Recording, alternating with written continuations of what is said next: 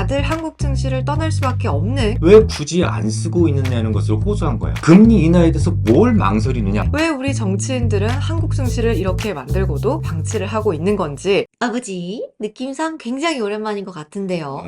덕분에 한 주 잘 쉬다가 왔고요. 월요 리포트 오늘도 시작해보도록 하겠습니다. 힘차게 출발을 하려고 했는데 시작부터 조금 쓸쓸한 소식이기는 해요. 미국 증시가 역사적 신고가 주변이잖아요. 하지만 우리 증시는 5달 연속 하락을 코앞에 두고 있어요. 5달 연속 하락 좀 너무하죠. 다들 한국 증시를 떠날 수밖에 없는 그런 상황인 것 같아요. 지금까지 연속해서 5달 연속해서 하락한 것은 4번뿐이었고 6달 연속 하락한 것은 2000년도 그리고 2008년도 달랑 2차례 불과했었어. 이런 가운데 IMF에서는 올해와 내년 한국 경제 성장률 전망치를 또다시 하향 조정했는데 올해는 2.5%에서 2.2%로 내년은 2.2%였던 것을 2%로 종전 전망보다 각각 0.3%포인트, 0.2%포인트 내려잡았어. 뿐만 아니라 이 라훌 아난드 IMF 한국 미션 단장은 실질적 꼴찌를 기록 중인 우리 시장을 딱하게 생각을 했는지 이번에는 마음먹고 조언을 했더라고요. 한국의 주요 상대국의 경제 성장 둔화, 지정학적 긴장 고조, 중동 사태 등으로 인한 원자재 가격 변동 등 더욱 한국 경제는 둔화할 수 있다. 하지만 통화와 재정 정책을 통해서 정책적 대응이 충분하리라고 생각을 한다. 특히 재정과 관련해서는 경기에 대응하는 조치를 취할 수 있는 여력이 확보되어 있다라고 분석을 했죠.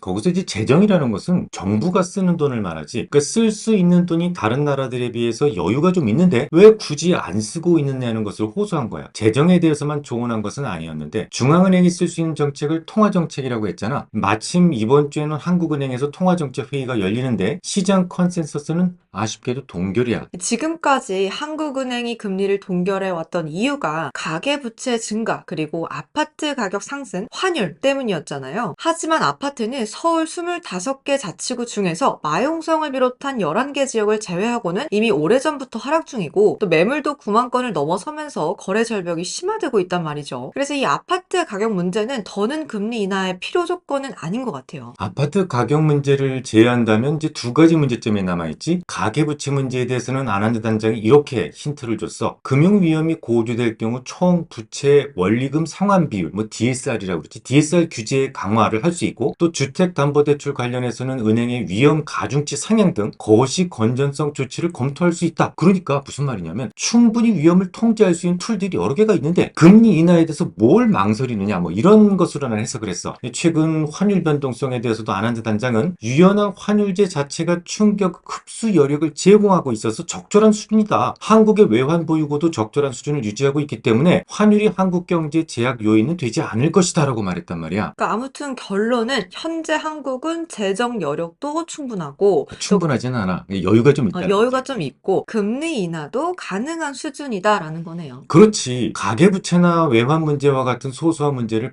방어하기보다는 지금 당장 당면한 문제, 그러니까 경기에 심각한 위축 문제가 더 크니까 좀 달려보라. 그런 의미로 아빠는 해석을 했어. 이수야, 지금 우리 증시가 몇이라고 했지? 전쟁 중인 러시아를 제외하면 꼴찌죠. 그래. 돈도 떠나고 인재도 이 땅을 떠나고 있어. 해외 시장에 대한 보유가 코스닥 전체의 4분의 1 수준이다라는데 이제 다 떠나고 나면 그 피해는 결국 우리들에게 되돌아오겠지. 이 이웃나라 일본 같은 경우에는 126조 원 규모 추가 경정 예산안이 포함된 종합경제 대책을 내놨잖아요. 재정 지출 규모만 21조 9천억 엔에 민간 자금을 합쳐서 약 39조 엔, 우리 돈으로 약 355조 원을 쏟아붓기로 했다고 하죠. 일본이나 중국처럼 뭐가 좀 안 풀리더라도 계속해서 노력을 하면 참 좋을 텐데 왜 우리 정치인들은 한국 증시를 이렇게 만들고도 방치를 하고 있는 건지, 경제인들 모두 왜 다 넋을 놓고 있는 건지 좀 답답하실 것 같은데요. 서로 싸움 좀 그만하고 경제의 심각성을 좀 알아야 할 때가 아닌가 이렇게 생각을 합니다.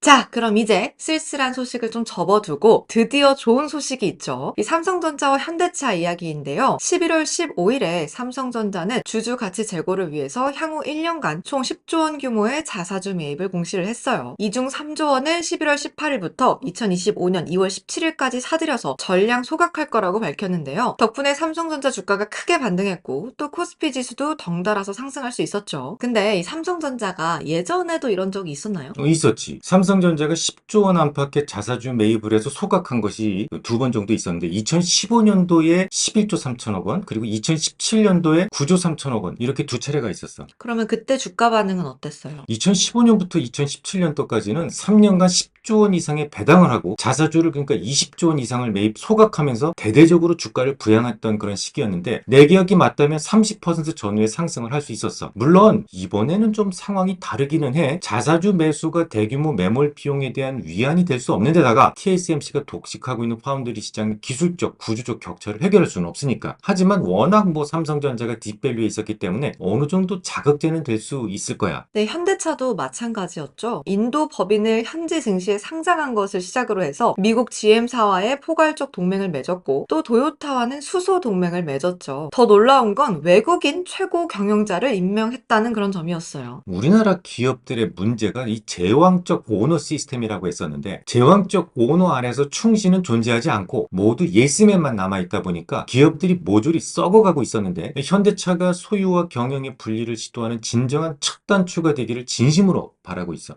그럼 이어서 러시아, 우크라이나 소식을 좀 볼게요. 19일이었죠. 우크라이나는 미국에서 지원받은 지대지 탄도미사일 에이테크스를 러시아 본토로 공격을 했는데요. 다음 날에도 영국산 공대지 순항 미사일 스톰 섀도우를 러시아 본토를 향해서 발사했어요. 이에 러시아는 핵교리를 수정해서 겁을 줬고 그 다음 날에는 극초음속 탄도미사일을 발사하면서 서방에 중대한 메시지를 보냈죠. 그 미사일은 워낙 빨라서 미국의 패트리어트 시스템으로도 방어가 어렵다는 그 오레스니크라는 최신형 미사일이거든.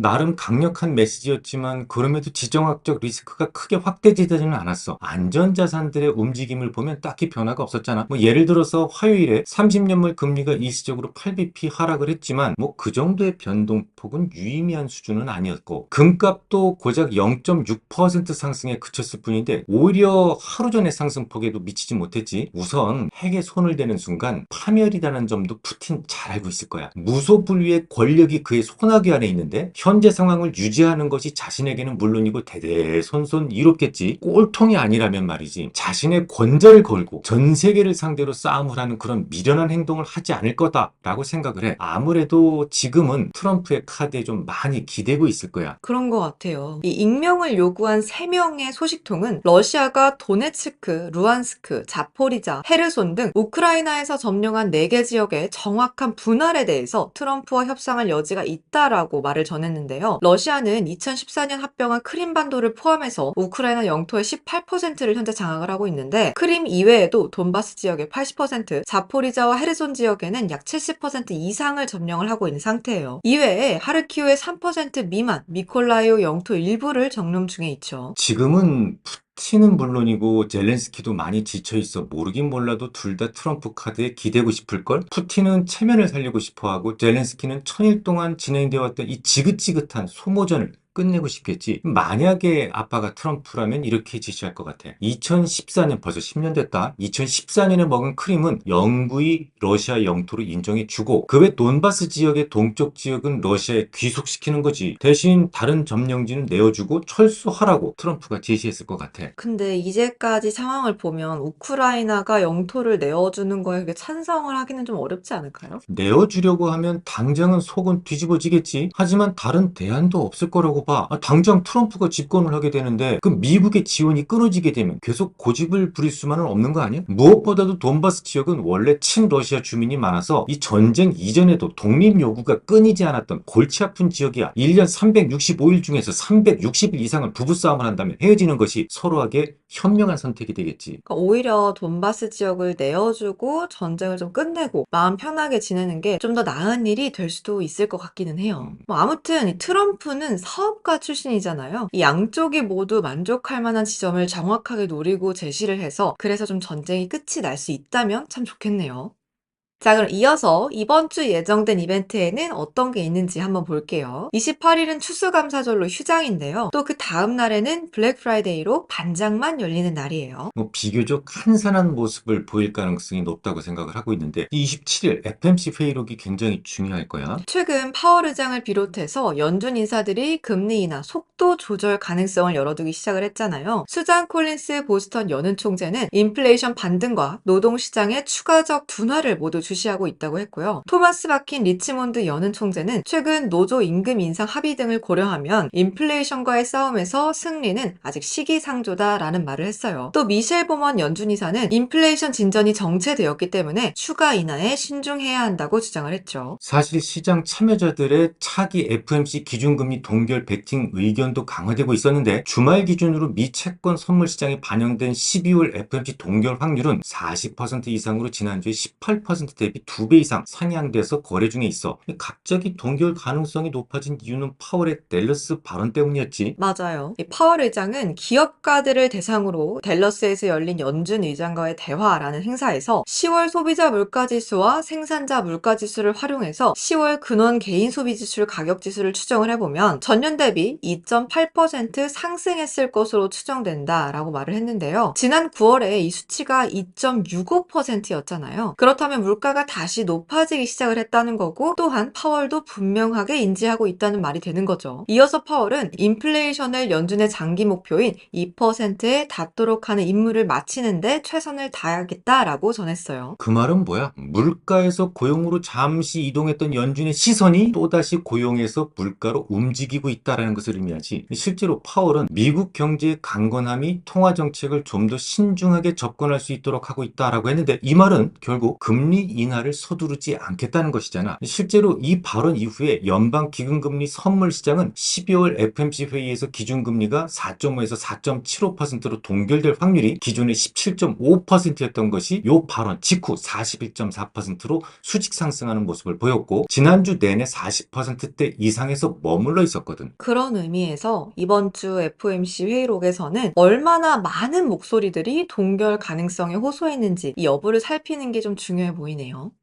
이어서 28일에는 연준 정책 방향성에 영향을 주는 미국 10월 PCE 가격지수 발표가 예정이 되어 있죠. 지금까지 물가 지표들이 미 연준이 금리를 내리는 사이클에 접어들었기 때문에 조연급 지표가 되어버렸다라는 말을 수차례 했었잖아. 하지만 앞서 말했던 것처럼 파월의 생각도 다시 물가에 맞춰지기 시작했기 때문에 이제 물가 지표는 다시 조연에서 주연급으로 격상되어야만 할 거야. 물가 우려가 재부각되고 있는 만큼 관련 지표의 쇼크로 인플레이션 압력이 재확인될 경우에는 투자 심리가 갑자기 악화될 수도 있겠지. 주말 기준으로 미국 10월 PCE 가격지수 헤드라인과 근원 PCE 가격지수의 증가율 전망치는 각각 전년 동기 대비 2.3%, 2.8%로 이전치였던 2.1%, 2.7% 대비 좀 컨센서스가 높게 형성이 되어 있는데요. 클리브랜드 연은이 발표한 최근 자료를 보면 이것보다 한술 더 떠서 11월 헤드라인 PCE를 2.5%로 코어 PCE를 2.9%까지 상승할 걸로 추정을 하고 있어요.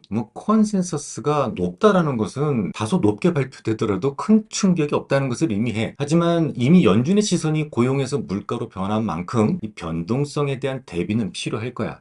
오늘은 아무래도 한 주를 좀 건너뛴 만큼 뭔가 전해드릴 소식이 좀 더 많았던 것 같네요. 그럼 여기까지만 하고 마무리하도록 하겠습니다. 유익한 시간 되셨길 바라고요. 다음 시간에도 유익한 이야기 나누고 싶으시다면 좋아요, 댓글, 구독, 알람까지 하시죠. 그럼 안녕.